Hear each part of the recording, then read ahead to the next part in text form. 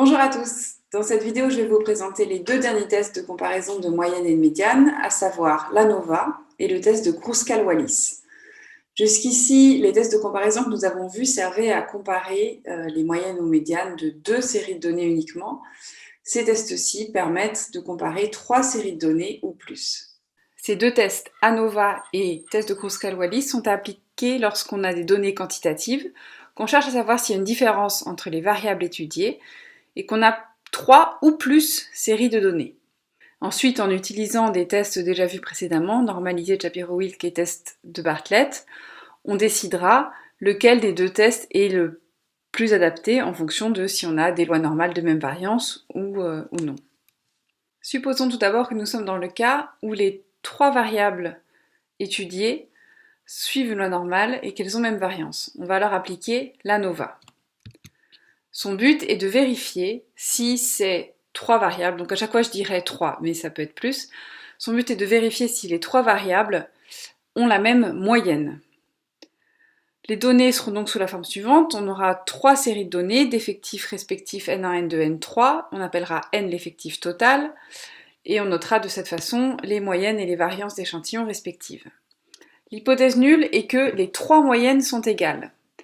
Et l'hypothèse alternative, attention, le contraire de les trois sont égales, ce n'est pas que M1 est différent de M2 et différent de M3, mais c'est simplement qu'il y a au moins une des moyennes qui diffère des autres.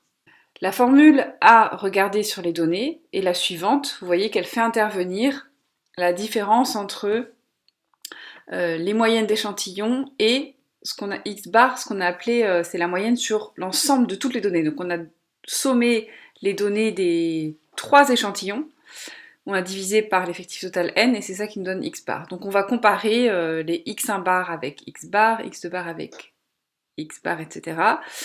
en multipliant par ces coefficients-là. Et on va comparer cette grandeur observée sur nos données à un seuil critique qui va être le quantile d'ordre 1-alpha de la loi de Fisher à k-1 et n-k degrés de liberté. Alors k, c'est ici le nombre de séries de données. Donc dans mon exemple, 3. Et n, c'est l'effectif total de toutes les données mises ensemble. Et donc on va rejeter h0 au seuil alpha si cette grandeur est trop grande. En effet, si h0 était vrai, ben normalement tous les x1 bar, x2 bar, x3 bar devraient tous se ressembler et être tous proches de la moyenne globale. Donc ça aurait tendance à être petit. Si on ne rejette pas h0, ça veut dire que l'on conclut qu'il n'y a pas de différence significative entre les moyennes. Donc on s'arrête ici.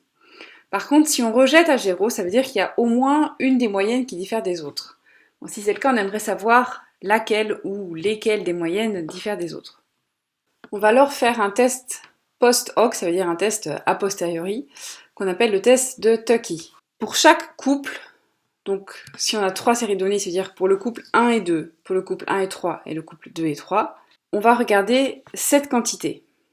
Alors à chaque fois, on va s'arranger pour mettre en premier la moyenne qui est la moyenne d'échantillon qui est la plus grande. Donc on va regarder cette quantité. Et on va faire, pour chaque couple, un test où l'hypothèse nulle, c'est l'hypothèse que les deux moyennes dans ce couple sont égales.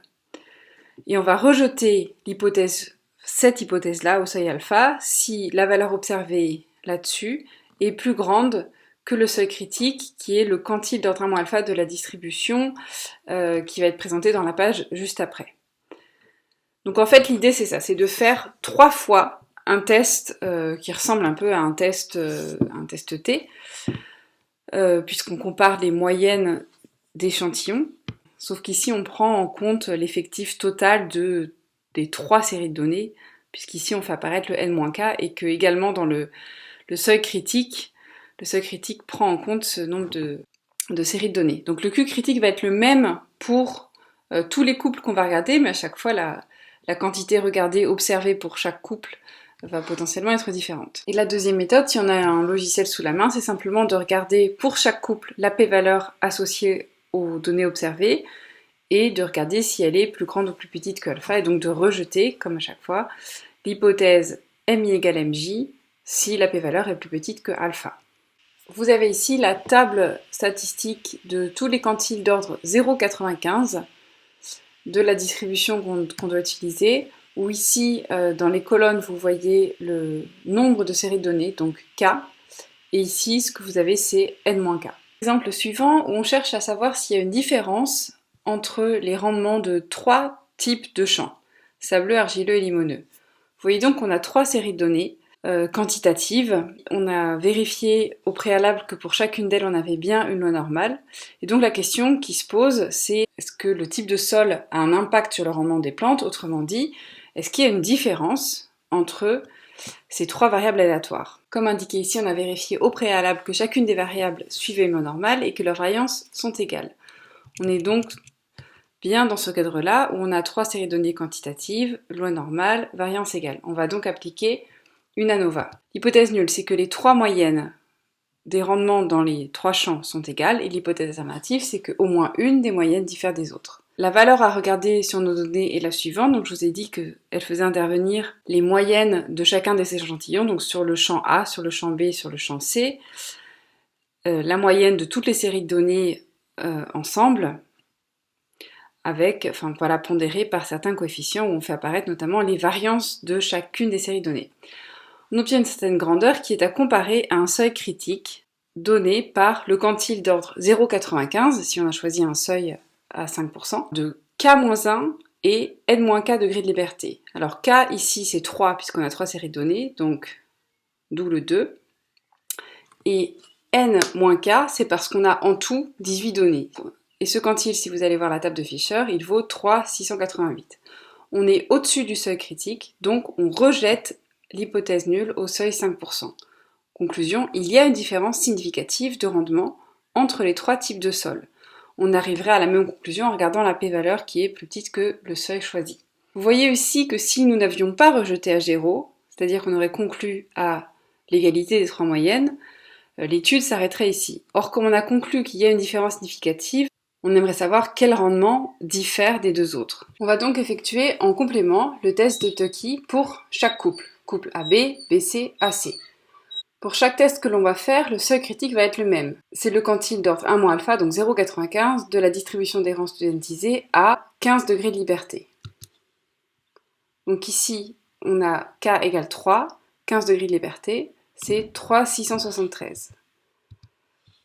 Donc pour chacun de ces 3 tests, le seuil critique c'est 3,673. Pour chaque couple, la valeur observée est celle-ci et donc diffère pour chaque couple. On obtient ces 3 valeurs pour chacun des couples et vous voyez que dans un cas, on est amené à ne pas rejeter l'hypothèse d'égalité des moyennes et dans les 2 autres cas, on va le rejeter. Autrement dit, c'est simplement A qui est égal à B, par contre MB différent de MC et MA différent de MC. Ce qui signifie tout simplement que c'est le rendement du champ C qui diffère significativement des 2 autres. Toujours dans le même cas de figure où nous avons 3 ou plus séries de données quantitatives pour lesquelles on se demande s'il y a une différence entre les variables, mais si on est dans le cas où au moins l'une des variables ne suit pas une loi normale ou alors elles suivent toute une loi normale mais les variances ne sont pas égales, on va être amené à faire un test de Kruskal-Wallis qui va répondre à la même question, sauf qu'il va comparer les médianes et non plus les moyennes. Et de même, il y aura un test a posteriori à appliquer dans le cas où on va rejeter l'hypothèse d'égalité des médianes. Comme précédemment, on va appeler N l'effectif total et on va considérer les rangs du premier échantillon parmi les N valeurs des 3 échantillons cumulés. Et également les rangs du deuxième échantillon parmi ces N valeurs, etc. Ce qu'on va appeler T1 par exemple, c'est la somme des rangs associés au premier échantillon. R1, c'est le rang moyen, parce qu'on va faire T1 divisé par N1. Et ce qu'on va appeler T, c'est la somme des sommes des rangs, et puis R, le rang moyen, mais du coup là sur vraiment tout l'échantillon. L'hypothèse nulle, c'est que les 3 médianes sont égales, et l'hypothèse alternative, c'est que au moins une des médianes diffère des autres. La statistique de test à considérer sur nos données, c'est la différence entre le rang moyen de chaque échantillon par rapport au rang moyen total. Donc vous voyez que c'est un peu la même idée que pour l'ANOVA ici, sauf qu'ici on comparait les moyennes d'échantillons avec la moyenne globale. Ici on fait un peu la même chose, sauf que ce qu'on regarde ce sont les rangs. Si l'hypothèse nulle était vraie, les échantillons devraient être répartis un petit peu de la même façon. Donc le rang moyen pour le premier échantillon devrait être proche de celui pour le deuxième, pour le troisième, et donc toutes ces grandeurs devraient être assez petites et le cas observé devrait être assez petit. C'est pourquoi on va rejeter H0 si cette grandeur est trop grande. Trop grand pour un test de niveau alpha, c'est plus grand que le quantile d'ordre 1 alpha de la loi du Ki2 à K-1 degré de liberté, où K, c'est le nombre de séries données qu'on a, donc 3 dans mon exemple. Si l'on ne rejette pas H0, c'est-à-dire si l'on conclut qu'il n'y a pas de différence significative entre les médianes, eh bien l'étude est terminée. En revanche, si on rejette H0, ça veut dire qu'on conclut qu'il y a au moins une des médianes qui diffère des autres, donc on aimerait savoir laquelle ou lesquelles. On va par conséquent appliquer un test post-hoc. Le test dans ce cas-là est simplement le test de Wilcoxon qu'on applique à chacun des couples, où je rappelle que le test de Wilcoxon teste si les médianes sont égales. Donc pour chaque couple, on va faire un test pour tester si les médianes sont égales dans ce couple. La seule différence, c'est que si on choisit un seuil alpha, en fait ici on va rejeter l'hypothèse nulle au seuil alpha sur K, où K c'est le nombre de séries données qu'on avait. Donc c'est ce qu'on appelle la corrélation de Monferroni. Dans cet exemple, on cherche à étudier l'impact de la densité de semis sur le rendement des plantes. Donc ce qu'on a, c'est 3 séries de données correspondant au rendement pour différentes densités de semis. On a testé la normalité de chacune des séries de données et on s'est aperçu qu'on ne pouvait pas conclure que le rendement pour le champ C suivait une loi normale. Donc on est amené à faire un test de Kruskal-Wallis, qui va donc comparer les médianes. Si vous vous rappelez, on va avoir besoin des rangs des échantillons. Donc on va devoir ranger toutes ces données par ordre croissant et garder trace desquelles appartiennent au champ A, champ B, champ C, et regarder leur rang. Vous voyez par exemple que la plus petite de toutes les données, c'est ce 13 qui appartient au champ C. La seconde plus petite, c'est 25, etc. C'est pourquoi ici, si je regarde les rangs associés au troisième échantillon, eh bien j'ai 1 pour la donnée 13, ici le 2 est pour la donnée 25, etc. Donc voilà les rangs pour chacun des échantillons.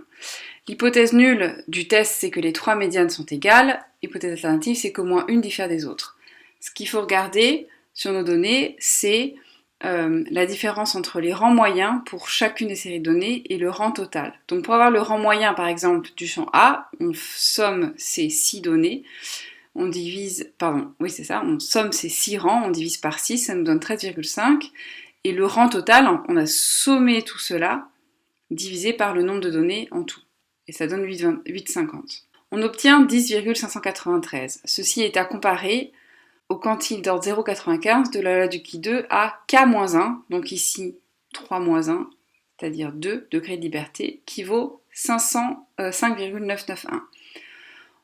On est plus grand que le seuil critique, donc on rejette H0 au seuil 5%, ce qui signifie qu'il y a une différence significative de rendement entre les 3 densités de semis. Si on a à disposition la p-valeur, qui vaut ici 0,005 sur nos données, on voit qu'elle est plus petite que le seuil alpha qu'on s'est fixé, donc même conclusion, on rejette H0 au seuil 5%. On est ici dans le cas de figure où on rejette H0, c'est-à-dire on sait qu'il y a au moins une des médianes qui diffère des autres. On aimerait savoir laquelle. Pour ce faire, on va appliquer 3 fois le test de Wilcoxon, donc à chacun des couples. Si on veut faire un test de niveau alpha, il faut appliquer ce test de Wilcoxon à un niveau alpha sur 3, puisqu'on a 3 séries de données, donc à un niveau 0,017. Le souci, c'est qu'on n'a pas forcément à disposition les valeurs eucritiques pour ce seuil 0,017, donc je ne vais pas ici pouvoir vous présenter la méthode, ce que j'appelle la méthode 1 à la main. Je vais simplement vous présenter la méthode lorsqu'on a à disposition les p-valeurs. Donc les p-valeurs ici ne vont pas être à comparer à la valeur seuil de 0,05, mais à la valeur 0,017. Et on voit ici qu'il n'y a qu'une p-valeur plus grande que le 0,017, c'est celle qui correspond au couple BC. Autrement dit, seulement pour le couple BC, nous n'allons pas rejeter l'hypothèse nulle d'égalité des médianes, ce qui veut dire que c'est le rendement du champ A qui diffère significativement des deux autres. Et cela confirme ce que nous avions vu graphiquement en traçant les 3 boîtes à moustaches.